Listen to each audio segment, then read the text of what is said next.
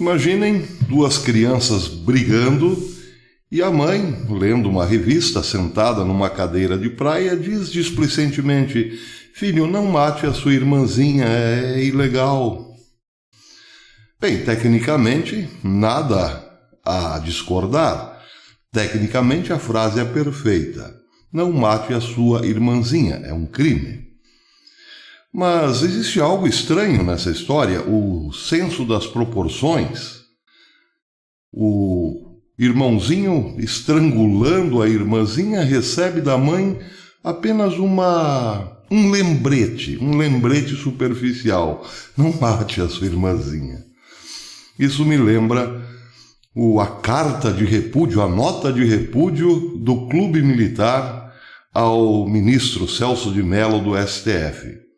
Coisa que muito youtuber aproveitador usou para manchete sensacionalista. Extra bomba, STF humilha, Clube Militar, os militares humilham, arrasam o STF. E quando o pacato cidadão vai olhar a nota de repúdio, vê algo completamente fora do senso da realidade, sem uma proporcionalidade devida. Vejam como começa a nota. A maior falta de habilidade, educação, compostura e bom senso desejáveis em um ministro de uma alta corte é no tocante à forma como trata todas as testemunhas arroladas para depor, considerá-las como se fossem bandidos da pior espécie. Isso aí essa nota, por estas poucas orações, é de envergonhar o povo brasileiro. O Clube Militar parece formado por gente fora da realidade e ainda assim pessoas completamente frágeis, superficiais, efêmeras diante de tudo o que está acontecendo. Porque vejam como não se aplica aos fatos a tal nota. A maior falta de habilidade, educação, compostura e bom senso desejáveis em um ministro de uma alta corte. Bem, esses não são os requisitos essenciais de um ministro da alta corte. Isso é apenas salamaleque. Seria bom que os ministros fossem hábeis, educados, tivessem compostura e bom senso. Mas a falta desses salamaleques não implica em que o ministro seja correto, justo e atenha-se aos limites da sua esfera de poder. Por que não imaginarmos um grande ministro cumpridor de todos os seus deveres, um grande patriota, rápido nas suas atribuições, mas não muito educado? Aliás, todo mundo diz, o nosso presidente não é nada educado. E, no entanto, é o melhor presidente que o Brasil já teve. Só por isso o Clube Militar nos envergonha profundamente, porque trata-se de senhores que valorizam mais as aparências do que a realidade. Agora, é claro que uma nota do Clube Militar sempre causa, sim, uma certa apreensão, porque afinal são senhores que permaneceram calados praticamente nos últimos 30 anos de vida comunista no Brasil. Senhores que não falaram nada quando o mesmo STF, com toda a compostura e elegância, soltou numa peça fictícia, uma peça jurídica fictícia, o bandido Lula, o condenado Lula, do Espada Federal. Não disseram nada quando Lula aliou-se, ou melhor, levou o Estado brasileiro para dentro de uma organização criminosa chamada Foro de São Paulo, que tirava recursos do povo brasileiro para investir em ditaduras, como de Evo Morales, como dos irmãos Castro em Cuba, como de Chávez e depois de Maduro na Venezuela, e até mesmo ditaduras no continente africano. Os nossos pomposos militares nunca se importaram com isso. Nossas estradas, principalmente na região norte, na região nordeste, na região centro-oeste, foram esquecidas nos últimos 30 anos, porque não havia interesse em fazer com que o Brasil, que exporta soja para o mundo, tivesse um escoamento rápido. Esse dinheiro era melhor aplicado em contas particulares na Suíça ou em outros paraísos fiscais. E não se ouvia quase nada ou absolutamente nada do clube militar sobre esse estado de coisas.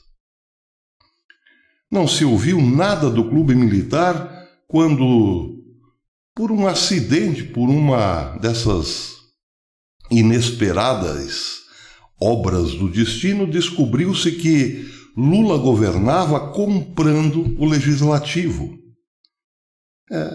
Pois é. E assim passaram 30 anos e o Brasil virou isso que nós estamos vendo. E agora os militares do clube fazem uma notinha vagabunda, completamente distorcida e fora da realidade, para humilhar um juiz do Supremo. Você acredita nisso? É claro que não. Ninguém acredita nisso. Agora, não estou dizendo que as Forças Armadas, por causa dessas notinhas insípidas, são elas próprias iguais às notas insípidas. Pode ser que ainda existam grandes militares, como no passado, quem sabe. Mas, por enquanto, é tudo uma incógnita.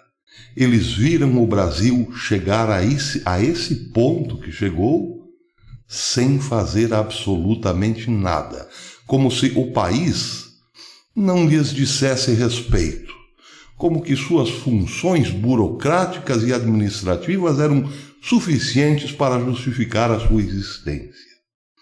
E por isso, e é só por isso, que hoje, penso eu, 8 entre 10 brasileiros despreza as Forças Armadas. É preciso reverter esse quadro, antes que o Brasil acabe definitivamente na mão do Foro de São Paulo, que não morreu a propósito. Outra nota bastante estranha veio de Paulo Guedes, não por maldade, não por isso, mas por dissintonia com a realidade. Paulo Guedes disse que a ida dele, junto com o presidente ao STF ontem, foi para mostrar aos ministros do Supremo que não queremos virar uma Venezuela. Bem, isso também tecnicamente parece perfeito, não queremos mesmo. Mas Paulo Guedes se refere apenas a uma Venezuela econômica, do ponto de vista econômico. Supondo que a Venezuela legítima, esteja na bancarrota, e está. Mas acontece que a Venezuela vai muito além da Venezuela. Porque ser Venezuela não é apenas ser pobre. Ser Venezuela é ser também violentíssimo. É ter um Estado autoritário sobre nossas cabeças. E nesse quesito nós já somos uma Venezuela. Ou alguém esqueceu que os nossos comerciantes estão sendo tratados com borrachada, prisão e gravatas? Alguém esqueceu que os ditadores, os governadores, agem como ditadores no país, levando o país a uma derrocada econômica, porque estão acima da lei? Eles próprios são a lei. Alguém esqueceu isso? Não. Portanto, já somos uma Venezuela na prática. Esta apenas a declaração da falência econômica total, mas isso é só um detalhe. No mais, já somos sim uma Venezuela, e alguém precisaria dizer isso ao grande ministro Paulo Guedes. Porque enquanto não arranharmos a superfície da realidade, não seremos ouvidos nem tratados com respeito, como os militares, por exemplo. O juiz Celso de Mello trata os militares sem o menor respeito porque os militares se omitiram das suas reais obrigações, salvar o país, defender o país de um golpe, e, portanto, hoje não merecem crédito nem respeito algum. O nosso governo precisa também pensar que não basta apenas brigar com repórteres deste ou daquele jornal, desta ou daquela emissora. Não basta falar grosso e alto com repórteres. Sim, nos dá algum alento porque são repórteres picaretas, a serviço de empresas ainda mais picaretas.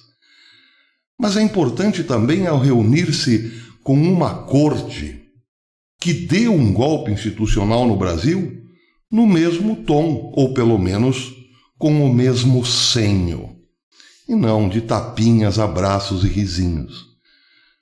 Precisamos pelo menos arranhar a realidade. Outra notícia interessante para terminar diz respeito ao Rio de Janeiro. Por conta da falta de renda, principalmente do trabalhador informal, estados e municípios tentaram já aprovar programas próprios de incentivo fiscal, de ajuda emergencial, chegando aí à faixa dos R$600. A Alerj do Rio de Janeiro também fez o mesmo. Há exatamente um mês, os deputados da Assembleia Legislativa do Rio, a Alerj, aprovaram e enviaram para o governador Wilson Witzel um projeto de lei nesse sentido. Dar com recursos do próprio Estado R$600 de incentivo emergencial, de ajuda emergencial para esses trabalhadores. E o que fez o governador Wilson Witzel até agora? Nada. Engavetou o projeto de lei e não fez nada. Ou melhor, fez, porque do outro lado ele incentiva sim a falência do Estado, desemprego em massa, e se nega a tirar dos recursos do Estado toda e qualquer ajuda possível aos desesperados, aos mais pobres. Pois é, não é à toa que nas redes sociais pintam o governador com o bigodinho de Hitler. Claro que ele não é Hitler, evidente que não. Mas certamente o velho alemão está com muito orgulho do senhor Witzel. Até depois.